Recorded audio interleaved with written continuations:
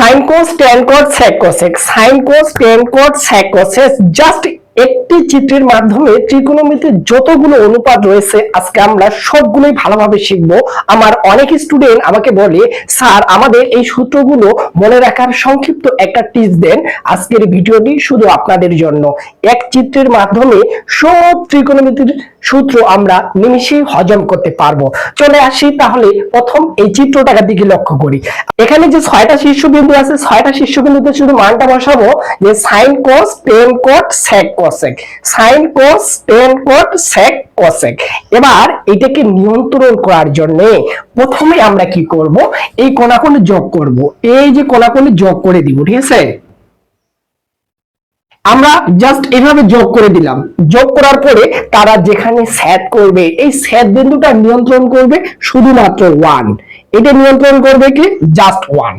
এবার কত সহজে এই ত্রিকোণমিতির সূত্রগুলো মনে রাখা যায় তা আমরা দেখে নিই। 1 নাম্বার স্টেপে সাইনের বিপরীতে কি আছে? কোসেক। তাহলে এর মাধ্যমটা হলো 1। আমরা এইভাবে বলবো যে 1 নাম্বারে সাইন থিটা সমান, এই যে লিখবো সাইন থিটা সমান 1 বাই এই যে কোসেক থিটা। তাহলে 1 বাই আমরা এখানে লিখবো জাস্ট কোসেক থিটা। এবার যদি কোসেক বলি তাহলে কোসেক থিটা সমান হবে 1 বাই জাস্ট সাইন থিটা। আমরা এখানে লিখবো যে কোসেক থিটা সমান 1 বাই এই যে সাইন থিটা, ঠিক আছে? এরপরে যদি আমি কোস বলি তাহলে কোস সমান কি 1 বাই জাস্ট সেক থিটা। আমরা লিখবো এরপরে কোস থিটা সমান এখানে আসবে 1 বাই সেক থিটা। এই পর্যায়ে যদি সেকের মান বলি তাহলে এখানে পাবো আমরা sec theta equal 1 by just cos theta. তারপরে টেন যদি বলি তাহলে আমরা লিখবো কি যে টেন থিটা সমান, টেনের বিপরীতে কি আছে? কট। তাহলে 1 বাই কট থিটা। এই যে বলবো 1 বাই জাস্ট কট থিটা। যদি বলি কট থিটা সমান কি, তাহলে আসবে 1 বাই জাস্ট এই যে টেন থিটা। তাহলে 1 নাম্বার স্টেপের যে 6টা সূত্র আমরা নিমিষেই বলতে পারবো যে সাইনের বিপরীত কোসেক, এই যে সাইনের বিপরীত কোসেক, কোসের বিপরীত সেক, টেনের বিপরীত জাস্ট কট, ঠিক আছে? এদেরকে নিয়ন্ত্রণ করতেছে কি? জাস্ট 1। Step number 2। এবার 2 নাম্বার স্টেপটা দেখেন। আমি যখন টেনের সূত্র বসাবো যে স্টেপ নাম্বার 2 এ টেন থিটা সমান, টেনের পাশাপাশি কে কে আছে? টেনের সাথে দুটি অনুপাত এর সাথে থাকতে হবে, ঠিক আছে? একটা সাইন একটা কোস। যেটা সবচেয়ে কাছে থাকবে তাকে দিব উপরে, যেটা দূরে থাকবে তাকে দিব নিচে। তাহলে টেনের কাছে আছে সাইন, আমরা উপরে দিব সাইন থিটা, আর নিচে দিব কি? আমরা জাস্ট কোস থিটা, ঠিক আছে? একই ভাবে আমরা যদি কোটের মানটা বের করি, এই যে যদি বলি যে কট থিটা সমান কি, তাহলে কোটের কাছে আছে কোস, কোসের পরে আছে সাইন। তাহলে উপরে হবে আমার কোস থিটা আর নিচে হবে আমাদের জাস্ট সাইন থিটা। এবার অনেকে প্রশ্ন করতে পারে, স্যার আমরা কি শুধু উপরে নেব, নিচের গুলো নিলে কি হবে? আমি যদি নিচের গুলোকে ফলো করি তাহলে এখানে পাবো, দেখেন কি পাবো, যে ট্যান থিটা সমান আগে আছে সেক, এই যে লিখলাম সেক থিটা, তারপরে আছে কি কোসেক থিটা। এটাও লেখা যাবে 100%।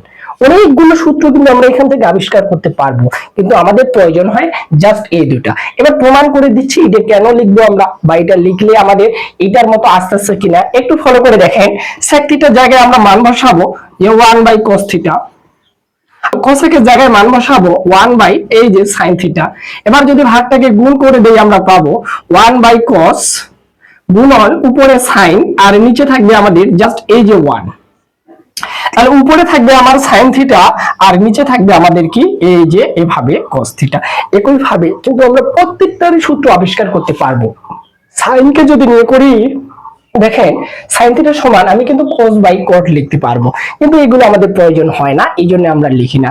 জাস্ট আমাদের প্রয়োজন হয় শুধুমাত্র টেন আর cot, বাকিগুলো কিন্তু আমাদের লাগে না। কিন্তু আমরা চাইলেই লিখতে পারবো যে সাইন থিটা সমান কি লেখা যাবে, যে পাশাপাশি দুইজন আছে উপরে cos নিচে cot, এইভাবে লিখতে পারি।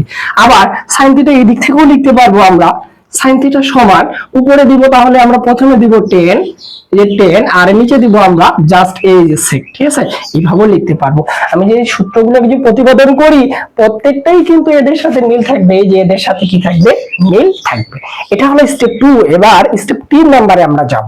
স্টেপ নাম্বার 3, যেটাকে আমরা বলি মান নির্ণয়ের সূত্র। মান নির্ণয়ের সূত্রগুলো আমরা কিভাবে সহজেই মনে রাখতে পারবো, এই চিত্রের মাধ্যমেই কিন্তু মনে রাখতে পারবো। দেখেন, সর্বপ্রথম আমরা ঘড়ির কাঁটার দিকে ঘুরাবো। এই যে ঘড়ির কাঁটার দিকে ঘুরবো, এখানে একটা ত্রিভুজ দেখতে পাচ্ছি। এই ত্রিভুজের 3টা শীর্ষবিন্দু আছে। এটা একটা শীর্ষবিন্দু, এটা একটা শীর্ষবিন্দু, এটা একটা শীর্ষবিন্দু। সব সময় বাম দিক থেকে শুরু করব। প্রথম দুটি যেটা আসবে তাদের বর্গের সমষ্টি তৃতীয়টার বর্গের সমান হবে। তার মানে বিষয়টা এইভাবে দাঁড়াচ্ছে, এই বাম দিক থেকে শুরু করব, ঘড়ির কাঁটার দিকে ঘুরবে। তাহলে এটা হলো একটা, এটা একটা, এটা একটা। যদি এটা এ হয়, এটা যদি বি হয়, আর এটা যদি আমি সি বলি, তাহলে এইভাবে বলতে পারবো আমরা এ স্কয়ার প্লাস বি স্কয়ার সমান সি স্কয়ার। সব সময় প্রত্যেকটা ক্ষেত্রে জাস্ট প্রমাণটা দেখে নিই। দেখেন, তাহলে এটা হলো এখান থেকে শুরু, বাম দিক থেকে শুরু করতে হবে। তাহলে প্রথমটা আমরা লিখবো সাইন স্কয়ার থিটা, তারপরটা লিখবো কি কোস স্কয়ার থিটা। দুইজনকার বর্গের সমষ্টি তৃতীয়টার বর্গের সমান। তৃতীয়টা কি 1, তাহলে এখানে দেব আমরা জাস্ট 1 স্কয়ার। তাহলে আমরা এক নাম্বার সূত্রটা বুঝতে পারলাম। এখান থেকে ফের আবিষ্কার করা যায়, আমরা চাইলে সাইন স্কয়ার থিটাটা সমান রাখে দিতে পারি 1 মাইনাস কোস স্কয়ার করতে পারি। আবার এটাও রাখতে পারি যে কোস স্কয়ার থিটা সমান, এখানে আমরা লিখতে পারবো 1 মাইনাস যা সাইন স্কয়ার থিটা। তাহলে এটা হলো আমাদের মূল সূত্র। এখান থেকে আমরা পরবর্তীগুলো আবিষ্কার করি। এবার দুই নাম্বারটা দেখেন, আমি যদি এই ত্রিভুজটাকে ফলো করি, আমাদের টার্গেট কি ছিল যে বাম দিক দিয়ে ঘুরবে, এই যে এই দিক দিয়ে এই পাশে ঘুরবে, মানে ঘড়ির কাঁটার দিকে আসবে। দুজনকার বর্গের সমষ্টি তৃতীয়টার বর্গের সমান। তাহলে এটা যদি আমার এ হয়, এটা যদি আমার বি হয়, এটা হবে সি। এই দিক থেকে ঘুরতে হবে, বাম দিক থেকে আমরা রাউন্ডটা ঘোরাবো ঘড়ির দিকে, ঠিক আছে। তাহলে এখানে আমরা লিখবো 2 নম্বরে প্রথমে হবে tan স্কয়ার থিটা প্লাস দ্বিতীয় নম্বরে হবে 1 স্কয়ার সমান তৃতীয় নম্বরে কিন্তু আমরা পেয়ে যাচ্ছি sec স্কয়ার থিটা। তাহলে এই ক্ষেত্রে আমরা বলতে পারি tan square plus 1 equal sec square theta. এখান থেকে আবিষ্কার করা যাবে আমরা tan স্কয়ার সমান এখানে লিখতে পারি যে sec স্কয়ার মাইনাস এই যে 1, ঠিক আছে।